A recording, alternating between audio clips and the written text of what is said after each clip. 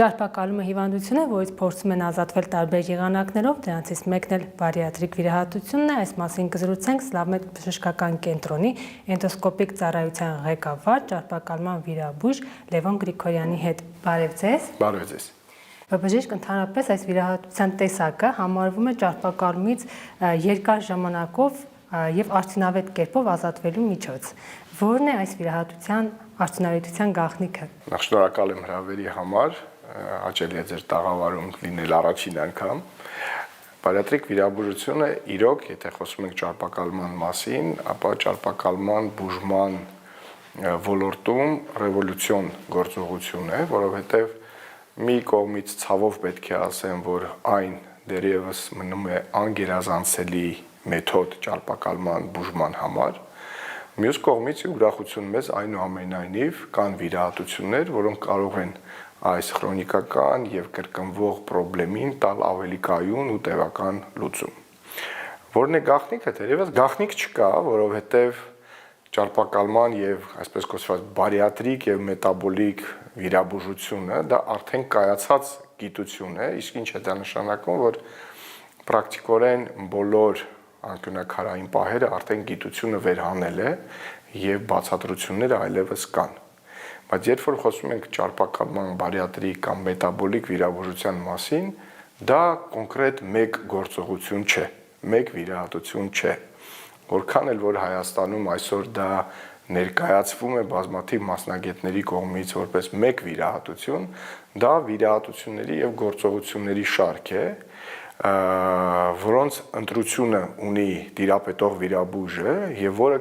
կարելի է առաջարկել պացիենտին կախված նրա առողջական խնդիրներից, ճարպակալման բնույթից, մեծությունից, ուղեկցող հիվանդությունների քանակությունից եւ ստանալ էլ ավելի լավ արդյունք, քան որևէ մեկ կոնկրետ մեթոդ առաջարկել։ Ընդհանրապես ում է առաջարկվում այս վիրահատության տեսակը։ Շատ լավ հարց եք տալիս եւ շնորհակալություն այդ հարցի համար, որովհետեւ ներկայումս ճարպակալման բարիատրիկ վիրաբուժությունը առաջարկվում է նաև առանց ցուցումների, այստեղ միգուցե այն շուկայական հարաբերությունն է նաև գործում, որ պահանջարկը ծնում է առաջարկ եւ հակառակը առաջարկը ծնում է պահանջարկ, որովհետեւ անձամբ իմ մոտ էլ բազմաթիվ պացիենտներ են դիմում, ովքեր գալիս են լսելով, տեսնելով, կարդալով, որ կա մեթոդ, որը հնարավորություն է տալիս զգալիորեն ձերբազատվել ավելորդ զանգվածից եւ ունենալ ավելի գեղեցիկ եւ կոկիկ տեսք։ Սակայն կան մարդիկ, ում դա ցուցված չէ։ Եվ այստեղ արդեն հստակ մշակված են միջազգային ցուցումներ, այսինքն դրանք ցուցումներ են, որոնց իրականացնելու դեպքում մենք ստանում ենք բոլոր առավելությունները այս գործողության։ Հակառակ դեպքում, եթե գործողությունը արվում է առանց ցուցումների, մենք չենք ունենում առավելություններ եւ ցավոք ցանկացած վիրահատություն ունի նաեւ կողմնակի ազդեցություններ կամ կարող է ունենալ կողմնակի ազդեցություններ եւ այս դեպքում այդ կողմնակի ազդեցությունները որևէ կերպ արդարացված չեն կարող լինել։ Այսինքն ռիսկերը պետք է գնահատել մինչև վիրահատությունը։ Ամենապարզ մեթոդը ցուցումը հասկանալու համար, իհարկե, եթե խոսում ենք հենց ճարպակալման մասին, դա մարդու զանգվածի ինդեքսն է, այսպես կոչված BMI, Body Mass Index, որը բավականին հեշտ բանաձև է, դա ցույց է տալիս կիլոգրամներով մարդու քաշի հարաբերությունն է մետր քառակուսուն, բոյի հարաբերությանը մետրով քառակուսուն, եւ եթե այս ցուցանիշը 30 եւ պլյուս է, մենք խոսում ենք ճարպակալման մասին։ Եթե կա ճարպակալում եւ այն ունի երկրորդ աստիճան, ինչը սկսում է 35 աստիճանից, 35 միավորից, ներողություն եմ խնդրում, ապա այս դեպքում այո, ճարպակալումը կարող է ցուցում հանդիսանալ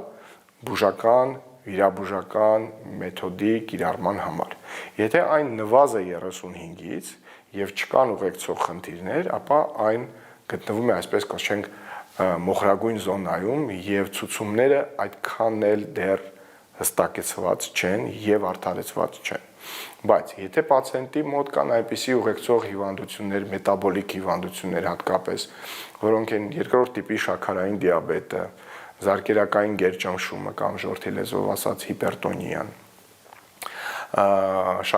լիպիդների փոխանակության խանգարումները, կան հենաշարժական ապարատի լուրջ խնդիրներ, օստեոարթրոզներ, խնդիր է դրված պրոթեզավորումների, հոդերի փոփոխության, կան այսպես կոչված քնի օբստրուկտիվ խանգարման հետ փոխկապակցված խնդիրներ եւ այլ, հա, ուղեկցող կան հիվանդություններ, որոնք փոխկապակցված են ճարպակալման հետ։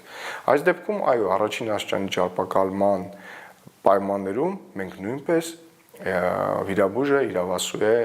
բուժառուին առաջարկել այս մեթոդի կիրառությունը։ Ես կարդացի, որ վիրահատության շնորհիվ ազատվում են ձեր թվարկած հիվանդություններից, օրինակ շաքարային դիաբետ, սարկերակային բարձր ճնշում եւ այլն, բայց դրանք քրոնիկ բնույթ չեն կրում։ Այո, դրանք քրոնիկ հիվանդություններ են, ճիշտ այնպես, ինչպես նաեւ ճարպակալումը, եւ ճարպակալումը նույնպես հիվանդություն է,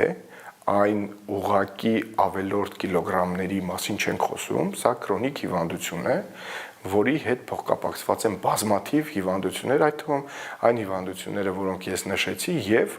նաեւ ապացուցված է, որ թվով 13 քաղցկեղային հիվանդություններ նույնպես դրանց ռիսկերը մեծանում են ճարպակալմանը զուգընթաց եւ ընդհակառակը դրանց ռիսկերը նվազում են մարմնի զանգվածի ինդեքսի կամ մարմնի զանգվածի նորմալացմանը զուգընթաց։ Եվ այո, այդ քրոնիկ հիվանդությունները, որքան էլ որ ժամանակին թվում էր, թե դրանք անբուժելի են, եթե անգամ մենք չխոսենք դրանց բուժման մասին, ապա ճարպակալման դեմ պայքարելով մենք տեսնում ենք, թե որքան բավականին լուրջ հիվանդություններ մենք կարողանում ենք դարձնել վերահսկելի շատ ավելի հեշտությամբ, իսկ շատ հաճախ նաև ստանալ դրանց շատ կայուն եւ տևական երբեմն եւ շատ հաճախ նաև ողջ կյանքի ընթացքում ցմա, այսպես ասած, ռեմիսիա, այսինքն հիվանդության վերացում կամ գոնե դրա արտահայտման ցուցանիշների նորմալացում, որովհետեւ մենք ունենք բազմաթիվ հիվանդներ, որոնց վիրահատել ենք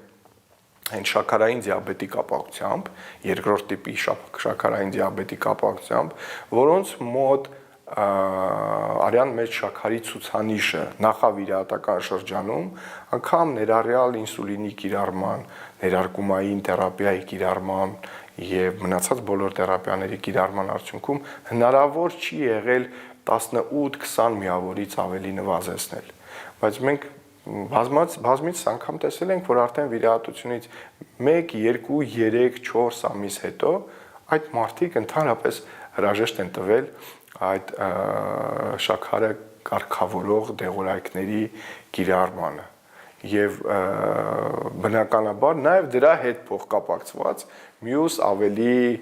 բարդ խնդիրների զարգացմանը։ Փոքր ներկայացնենք, թե ինչ է իրենից ներկայացնում այս վիրահատությունը, ինչպես է կատարվում, ստամոքսի հետ ինչ են կատարում։ Շնորհակալ եմ հարցի համար,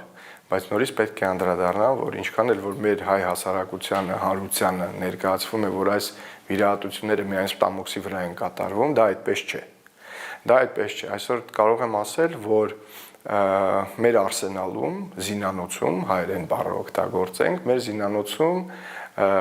իմ թիմը կարողանում է ապահովել, մենք չենք խոսում դիետոթերապիաների, հոգեթերապիաների, դրանց մասին չենք խոսում, որովհետև դա վիրաբուժության եւ էնդոսկոպիայի հետ որևէ կապ չունի, բայց սկսած ստամոքսի բալոնավորումից մինչև ստամոքսի մասնահատում եւ ստամոքսի շունտավորման տարբեր գործողություններ եւ ինչը նույնպես շատ կարեւոր է, կրկնակի գործողություններ կատարված արդեն իսկ վիրահատություններից հետո մենք կարողանում ենք առաջարկել։ Ինչ են այդ վիրահատությունները, եթե հենց վիրահատություններից խոսենք, ապա դրանք վիրահատություններ են ստամոքս աղիքային համակարգի վրա, ոչ միայն ստամոքսի, այլ նաև աղիքային, հատկապես բարակաղիքային համակարգի վրա, որոնք հնարավորություն են տալիս այս կամ այն ձևափոխության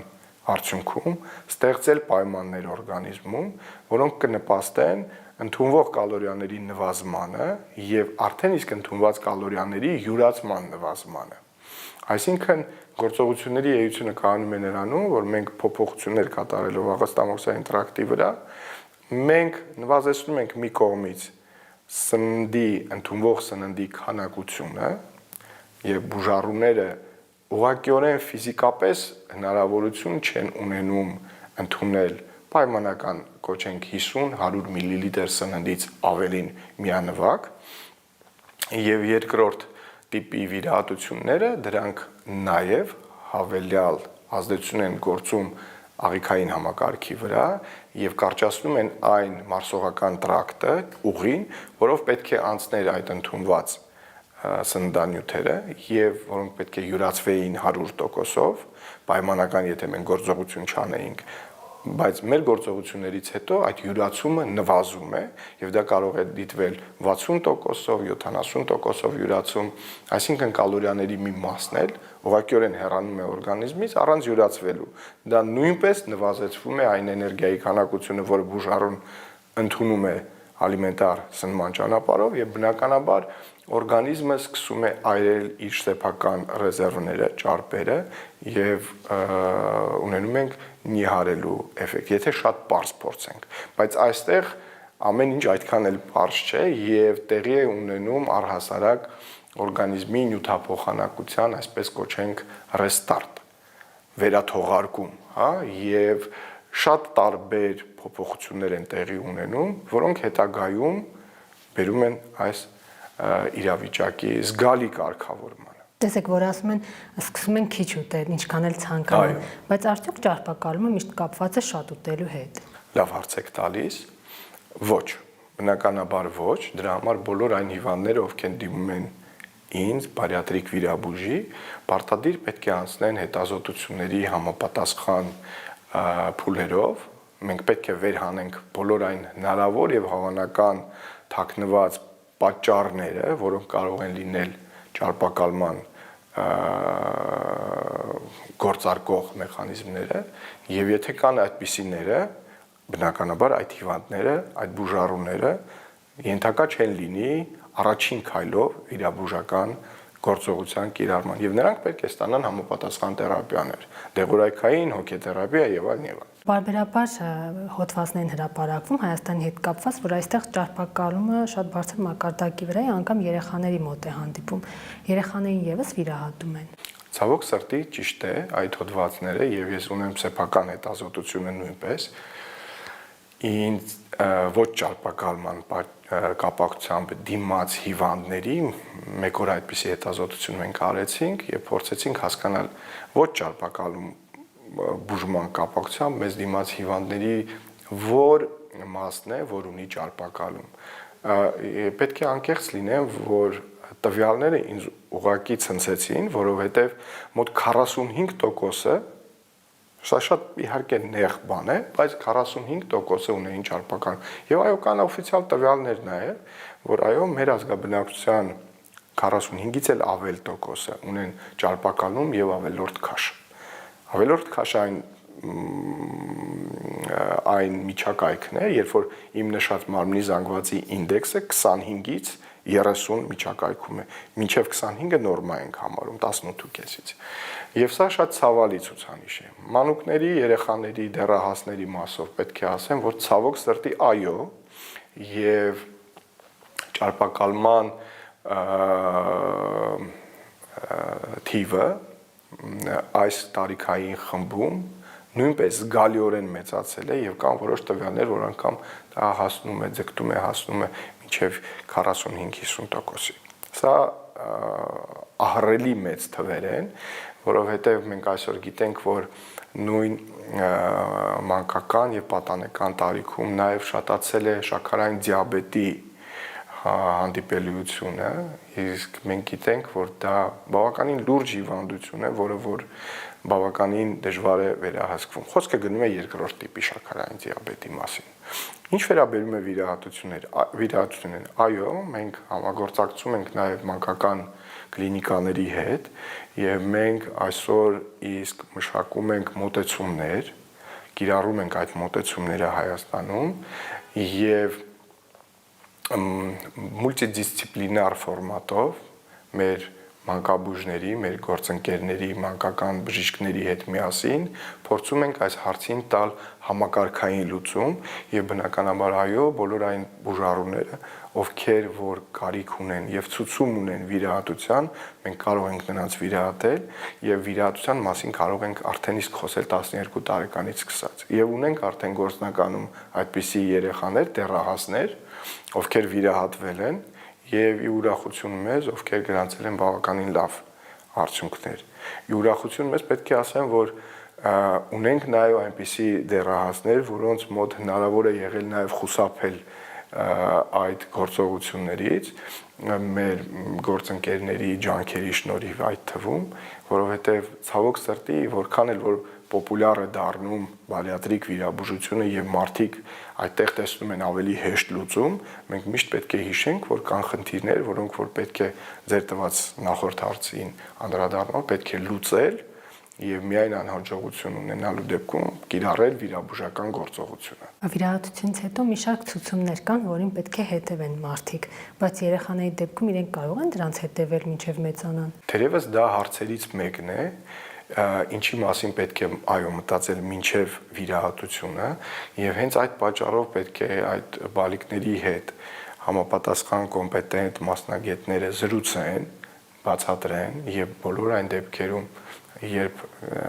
եղել են այդպիսի դեպքեր, երբ որ ինձ արդեն իսկ ծնողներն են դիմել,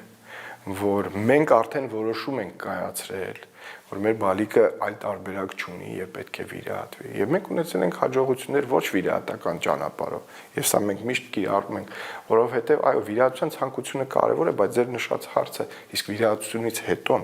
շատ կարեւոր է, որ բալիկը պատրաստ լինի։ Եվ դրա շուրջ մենք աշխատում ենք, դրա մասին մենք զրուցում ենք, եւ այո, այստեղ շատ կարեւոր է ընտանիքի դերը, ուղեկցող մասնագետների հետ վիրահատական ուղեկցող մասնագետների դերը, հոգեբանների դերը, այս ուղղությամբ իհարկե պետք է աշխատանք տանել։ Մեծահասակների դեպքում ինչ ցուցումներ կան եւ արդյոք բոլորը միշտ հետևում են։ Ցուցումները այսպես ասեմ, որ ես շատ հաճախ զարմանում եմ, երբ ինձ դիմում են բուժառուներ, ովքեր վիրահատվել են այլ տեղերում եւ ասում են, որ մենք ցուցումներ չենք ստացել։ Մենք դեղորայքային աջակցության որևէ հետվիրահատական խորհուրդներ չենք ստացել։ Սա անընդունելի է, որովհետև եթե խոսում ենք բարիատրիայի մասին, ճարպակալման բուժման մասին, մենք պետք է հասկանանք, որ այն վիրաբույժը, ով որ հանձն է առնում այս թեմայի շուրջ խոսել անգամ կամ առավել եւս վիրահատական գործողություն առաջարկել եւ կատարել հետո, պարտավոր է իր բուժառուին վարել նաեւ հետվիրահատական շրջանում եւ պարտավոր է նրան տալ բոլոր այն խորհուրդները, որոնք որ անհրաժեշտ են հետվիրահատական շրջանը ավելի անցնցում անցնելու համար։ Եվ այդ խորհուրդները հիմա ես բոլորը բնականաբար չեմ թվարկի, բայց սկսած ուտելու ձևից մինչև վիտամինային, միներալային, սննդային աջակցություն ներառված են այդ խորհուրդների մի քանի էջանոց ցանկի մեջ։ Եվ բացի այն, որ մենք պետք է խորհուրդ տանք, որովհետև շատ հաճախ մենք ինքներս ենք տեսնում, որ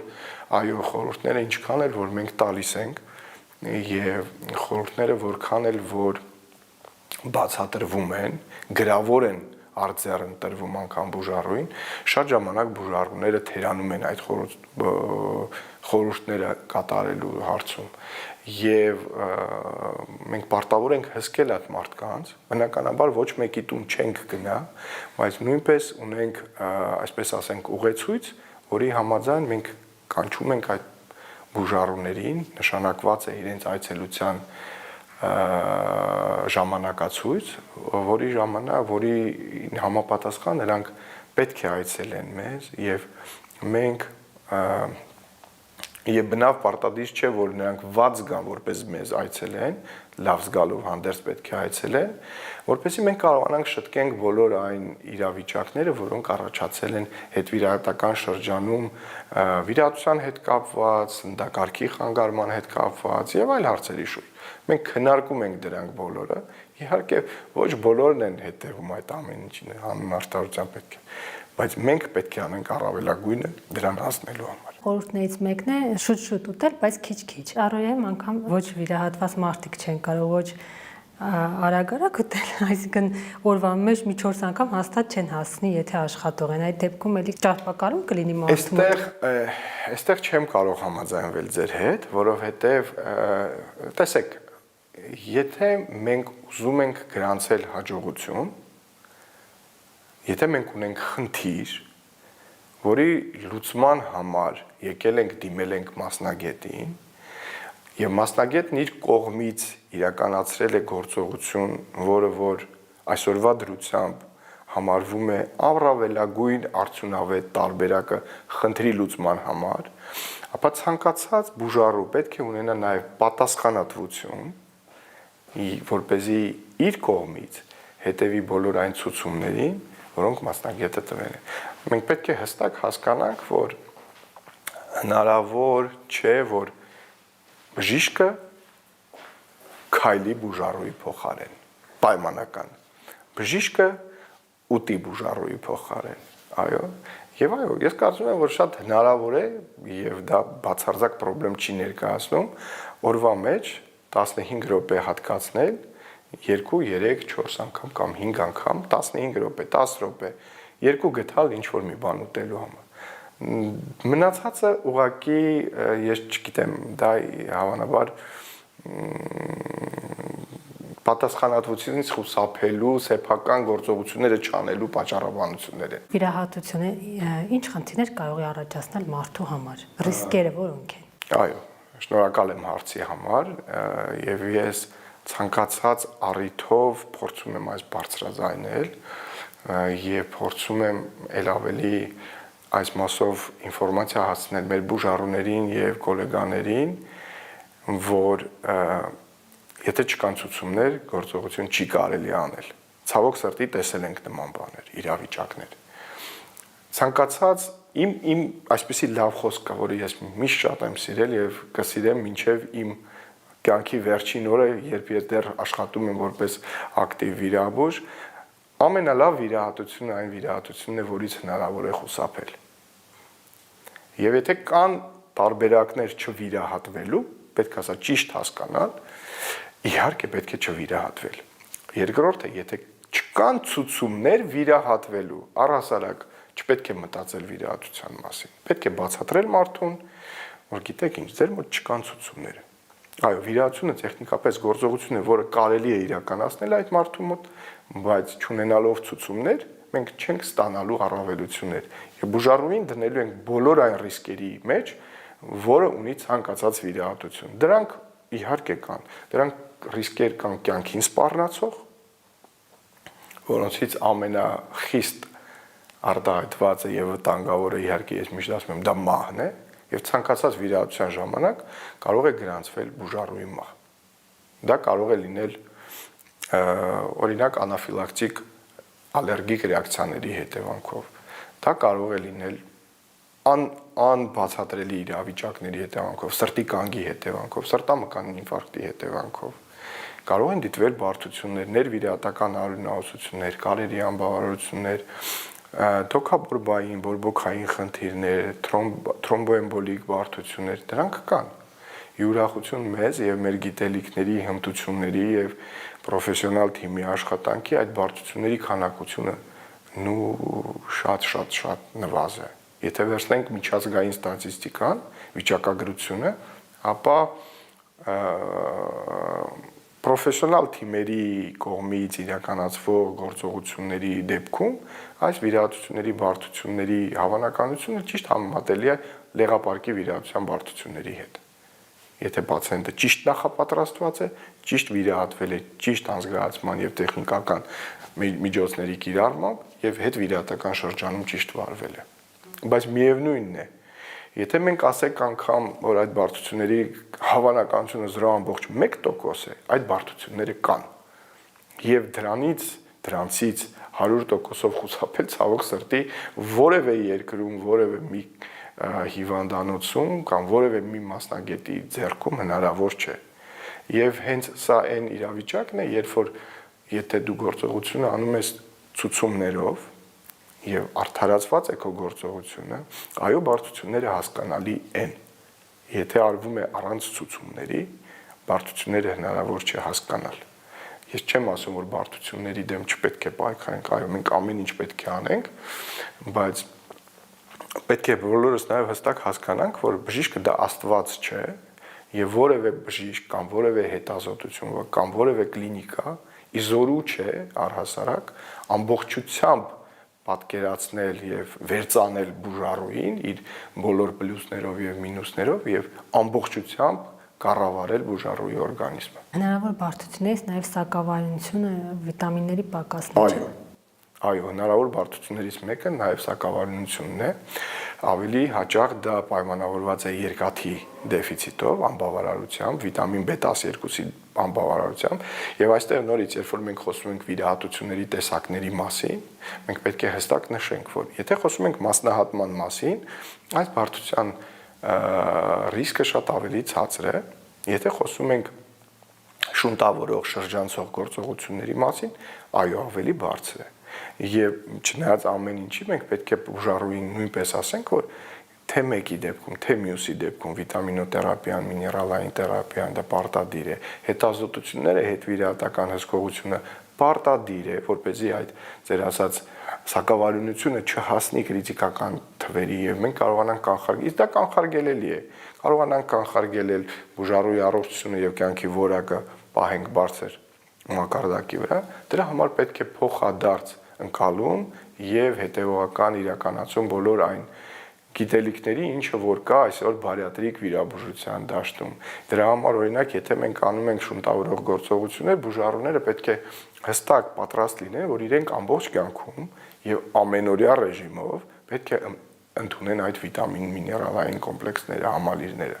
Մասնահատումների դեպքում նույնպես պետք է ընդունեն, բայց դա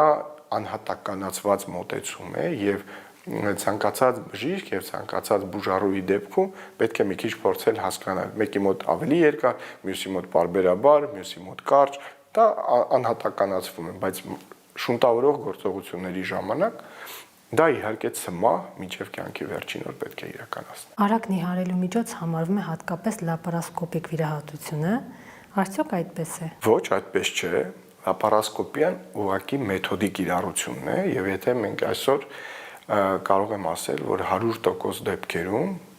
ամենայն դեպս մինչև այսօր իմ կողմից իրականացված բարիատրիկ մետաբոլիկ վիրահատությունները անցել են լապարասկոպիկ եղանակով։ Դա սովորաբար 3, 4 կամ 5 անցքից կատարվող գործողություններ են, իսկ լապարասկոպիան ընդհանրապես վիրահատական եղանակ է եւ այն նորից կարող եմ ասել հեղափոխական եղանակ է բժշկության մեջ, որովհետեւ հնարավորություն է տալիս խուսափել մեծ կտրվածքներից, որոնք ել ավելի կարող են մեծացնել այն բարդությունների քանակությունը, որոնց մասին մենք արդեն իսկ զրուցեցինք, եւ ավելին ասեմ, այսօր մենք պատրաստվում ենք արդեն ռոբոտային վիրաբուժության, իսկ ռոբոտային վիրաբուժությունը հնարավորություն է տալիս ել ավելի ճշգրիտ եւ նուրբ աշխատել հյուսվածքների հետ, եւ մենք պետք է հասկանանք ինչքան մենք նուրբ ենք աշխատում, ինչի ենք դրանք անվանում նվազ տրավմատիկ, նվազ ինվազիվ, որովհետեւ մենք բավականին նուրբ ենք աշխատում հյուսվածքների հետ։ Այդ որովայնի խորոչում չկա վիրաբույժների ձեռքեր, մեծ գործիքներ, մենք չենք ճզմում այդ օրգանները, դա շատ պահպանողական վիրահատություններ են, իսկ ռոբոտային վիրաբուժությունը ել ավելի նրբություն է ապահովում եւ բնականաբար ապահովում է արագապակինում, արագ ակտիվացում, բարձր կյանքի որակ եւ վերադարձ առօրյա կյանքին եւ բնականաբար բուժառուն գոհ է, ուրախ է, բժիշկը ել ավելի։ Քանի որ հիմա ռոբոտներն են վիրահատություն կատարում, մարդիկ կհասկանան ռոբոտներն են գալու վիրահատեն, դա ուրիշ բան է։ Ռոբոտները վիրահատություններ չեն կատարում դեռ,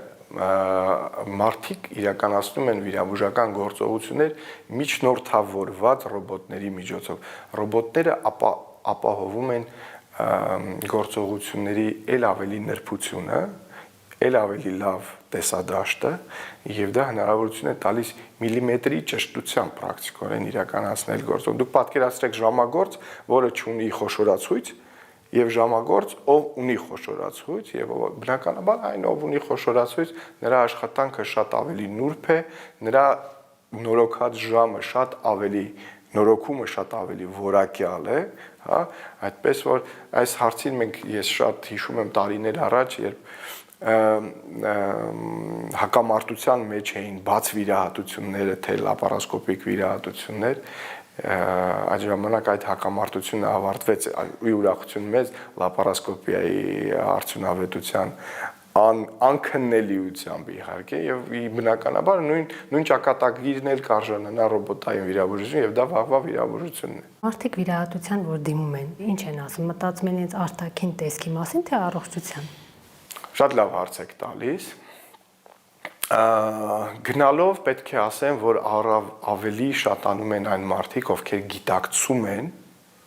որ ճարպակալումը հիվանդություն է։ Եվ ճարպակալման հետ փոխկապակցված հիվանդություններն են ավելի ու ավելի թե բուժառուներին, թե նրանց ընտանիքի անդամներին ստիպում, որ հենց բուժառուներին վերցնեն եւ գան բարիատրիկ վիրաբույժի մոտ։ Բայց այո, իհարկե գեղեցկությունը հետին պլանում չէ եւ թերևս մարդիկ նաեւ երազում են դրա մասին, բայց պետք է ասեմ, որ երևի թե գնալով ավելի շատանում է առողջության հետ կապված դեպքերի դիմելիությունը։ Ես տեղյակ եմ, որ դուք նրանց ում վիրահատել եք, խորհուրդ եք տալիս այլևս սև զգեստ չկրել, ընդհանրապես հաշվել եք։ Ահագին տեղեկացված եք իհարկե։ Հաշվել եք, քանի հոգու կյանքի գույնն եք վերադարձրել։ Իրականում չեմ հաշվել իհարկե։ Չեմ հաշվել։ Այսօր այդ բուժառուների քանակությունը շատ մեծ է։ Անսպասելի մեծ է։ Եվ ես համոզված եմ, որ այդ առողջացած եւ գունափոխված կյանքերով լավ իմաստով գունավորված, չասենք գունափոխված, այո, կյանքերով մարդկանց քանակությունը մենք կարողանալու ենք ել ավելի շատացնել, բայց ճիշտ եք ասում, երբ որ շատ ժամանակ բուժառուները իրենք են արդեն փոխվում։ Նրանց կյանքը իրականում նոր գույներ է ստանում եւ երբ որ ես տեսնում եմ, որ նրանց կյանքը այլ գույների մեջ է, բայց նրանք շարունակում են մնալ սերզգեսների մեջ, ես այդ խորհուրդը տալիս եմ։ Ես չգիտեմ ձեզ ով է ասել դրա մասին, բայց այո, դա շատ իմ կողմից սպეციფიկ խորհուրդ եմ տեսնում, բայց այո, ես կարծում եմ, որ մարդը դա այն ինդիկատորներից մեկն է, որ մարդը պետք է գունափոխի իր կյանքը եւ պետք է ուրախ գույների մեջ լինենք։ Մենք շատ ենք տառապել ազգովի եւ ես չեմ ցանկանում, որ իմ որևէ բուժառու շարունակի մնալ այդ տառապանքի գույների մեջ։ Ես չեմ ուզում այդպեսին տեսնեմ իմ բուժառուներին եւ ամեն ինչ թերևս փորձում եմ իմ թիմի հետ միասին անել այնպես, որ այդ թե կյանքի, թե առողջության գույները ավելի վառ լինեն։ Շնորհակալություն։ Շնորհակալ եմ։ Մենք զրուցում ենք Սլավմեդ բժշկական կենտրոնի էնդոսկոպիկ ծառայության ղեկավար, ճարպակալման վիրաբույժ Լևոն Գրիգորյանի հետ։